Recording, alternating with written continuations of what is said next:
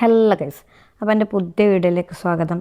വീടെല്ലാം പൂട്ടിയിട്ട് ഞാൻ എൻ്റെ ഉമ്മയും ആങ്ങളെയും കൂടിയിട്ട് എൻ്റെ വേറൊരു ആങ്ങളുടെ ഭാര്യ വീട്ടിലേക്ക് പോയെന്ന്. അപ്പോൾ ഓളി ഇന്ന് ഗൾഫിൽ പോകുന്നുണ്ട്. അപ്പോൾ ഓളിയും മോളിയും ഒന്ന് കാണാമെന്നൊക്കെ വിചാരിച്ചിട്ട് വീട്ടിൽ നിന്ന് ഇറങ്ങിയെന്ന്. എനിക്ക് മാഷാ അല്ലാഹ് കുറേ ആങ്ങളമാരുണ്ട്. അപ്പോൾ അതിലൊരാളെ വൈഫാണ് ഇന്ന് പോകുന്നത്. അപ്പോൾ വീട്ടിൽ നിന്ന് കുറച്ച് ദൂരമുണ്ട് ഓളെ വീട്ടിലേക്ക്. ഏകദേശം ഒരു മണിക്കൂറിൻ്റെ ഉള്ളിൽ ദൂരമുണ്ട്.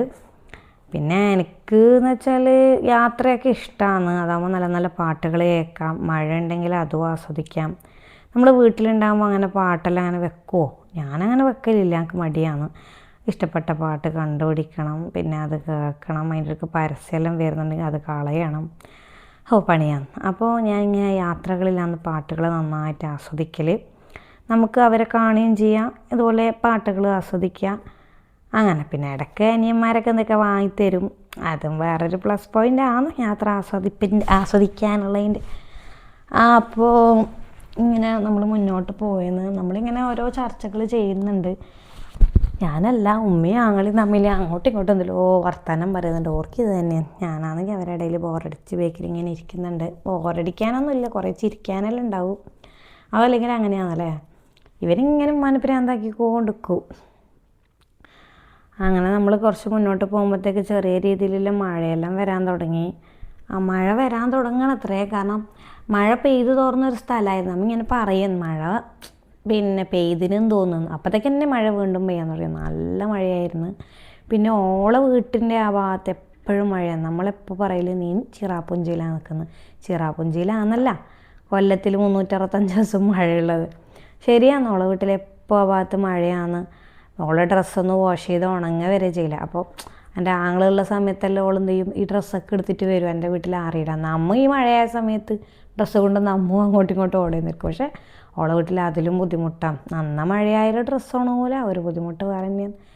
പിന്നെ ഇല്ല ഗുണമെന്ന് വെച്ചാൽ നല്ല പ്രകൃതി രമണീയമായ സ്ഥലമായിരിക്കും. എപ്പോഴും നല്ല തണുപ്പുണ്ടാവും. ചൂട് കാലത്തെല്ലാം നമ്മളെ വീട്ടിലുള്ള ചൂടൊന്നും ഉണ്ടാവില്ല. അങ്ങനെയൊക്കെ. അപ്പം നമ്മളിങ്ങനെ മുന്നോട്ട് പോയി. പിന്നെ ചില ഭാഗങ്ങളിൽ മഴയൊന്നും ഉണ്ടായിട്ടില്ല. അങ്ങനെ അവളെ വീട്ടിലേക്ക് നല്ല ദൂരം ഉണ്ടല്ലോ, നമുക്ക് കുറേ പാട്ട് കേൾക്കാനും കുറേ വർത്തമാനം പറയാനുള്ള സമയമുണ്ട്. നമ്മളിങ്ങനെ പറയും, നമ്മൾ ആങ്ങളെ കല്യാണം കഴിച്ച് കുറച്ച് ദൂരത്തായിപ്പോയല്ലോ. അപ്പോൾ ഇവൻ പറയുന്നത് ഡെയിലി പോയി വരത്ത് വല്ല പണിയാണെന്ന്, ഞാൻ ദൂരത്ത് കല്യാണമൊന്നും കഴിക്കില്ല. പക്ഷേ ഈ കല്യാണം എന്നെല്ലാം പറയുന്ന ഓരോ നിയോഗമാണല്ലേ. ഇപ്പം എല്ലാവരും ആഗ്രഹിക്കുന്നത് എന്താണ്, അടുത്തന്നെ കല്യാണം കഴിക്കണം എന്നല്ലേ. പക്ഷെ നമുക്ക് തലയിൽ ഒരാളെ കണക്കാക്കൽ അത് എങ്ങനെയാണെന്ന് പഠിച്ചോനെല്ലാം അറിയൂ. അപ്പോൾ അങ്ങനെ തന്നെ ഞാൻ അവളെ വീട്ടിലെത്തി. വീട്ടിൽ നോക്കുമ്പോഴത്തേക്ക് റംബൂട്ടാൻ ഉണ്ട്. അങ്ങനെ ഞാൻ ആ വീഡിയോ എടുത്ത് കഴിഞ്ഞ പ്രാവശ്യം വന്ന സമയത്ത് ഞാൻ റംബൂട്ടാൻ കുരുവടക്കം ഒതുങ്ങിപ്പോയി. എന്തോ വർത്താനത്തിൽ പെട്ടെന്ന് വിഴുങ്ങിപ്പോയതാണ്. പാലിക്കുമ്പോൾ എനിക്ക് എന്തോ ആണ്. അന്ന് കുറച്ച് കഷ്ടപ്പെട്ട്. ഇതെൻ്റെ മോള് കേട്ടോ, എൻ്റെ ആങ്ങളുടെ മോള്. അവൾ പറയുന്നത് ഞാൻ ഇത്താത്തൻ്റെ വീഡിയോ കാണലുണ്ട് യൂട്യൂബിൽ. ഞാൻ കാണലുണ്ട് കേട്ടോ. അപ്പോൾ ഇതാ എൻ്റെ ഇക്കാക്കാൻ്റെ മോക്ക് അവളെ ഫ്രണ്ട് കൊണ്ട് കൊടുത്തേന്ന്. പിന്നെ അവള് ഗൾഫിൽ പോകുന്നതുകൊണ്ട് ഓളെ കാണാൻ വന്നിട്ടുണ്ട് യാത്ര അയക്കാൻ വേണ്ടിയിട്ട്.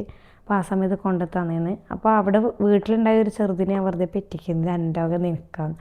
അപ്പോൾ വല്ല അവാർഡെല്ലാം വാങ്ങുന്നവർക്ക് ആ മിഠായി വാങ്ങിയ പാടി ഞാൻ പറഞ്ഞത് തിരിച്ചാടെ വെച്ചോ, അത് നിനക്കുള്ളതല്ല, അത് എന്നൂസിൻ്റെയാണ്. അപ്പോൾ എന്നൂസ് എന്ത് ചെയ്ത് ആ ചോക്ലേറ്റൊക്കെ പൊട്ടിച്ച് ഓളോളെ ഫ്രണ്ടിനും മറ്റേതോളം ആങ്ങളുടെ മോനും അങ്ങനെ ആങ്ങളുടെ അല്ല കാരണവറ മോന് ആർക്കെല്ലാം കൊടുക്കാൻ വേണ്ടിയിട്ട് പൊട്ടിച്ചു. പക്ഷേ ഷെയർ ആദ്യം വാങ്ങിയത് ഈ കുഞ്ഞിയാണ്. അതല്ലെങ്കിൽ അങ്ങനെ തന്നെ എനിക്ക് ഫസ്റ്റ് എല്ലിൽ കിട്ടണം. അങ്ങനെ പിന്നെ ചായ കുടിക്കേണ്ട ടേണായി. ചായക്ക് കല്ലുമ്മക്കായി, ബീഫ് റോള്, ഇറച്ചിയുടെ പരിപ്പോടെ എല്ലാം ഉണ്ട്.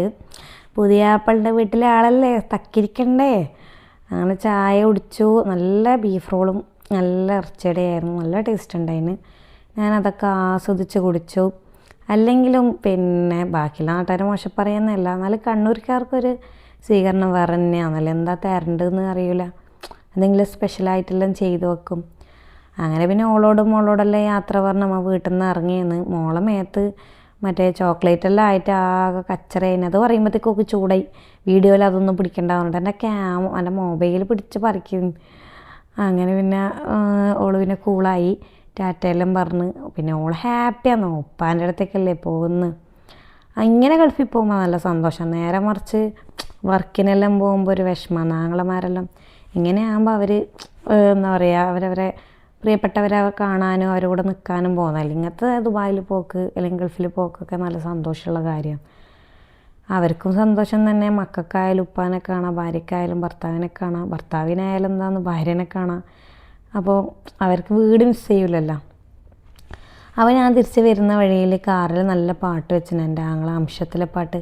അപ്പോൾ പിന്നെ ഞാൻ സ്വയം ഒന്ന് നടിയായി അഭിനയിക്കാൻ, ഇതൊക്കെയല്ലേ ഒരു എൻജോയ്മെൻറ്റ്.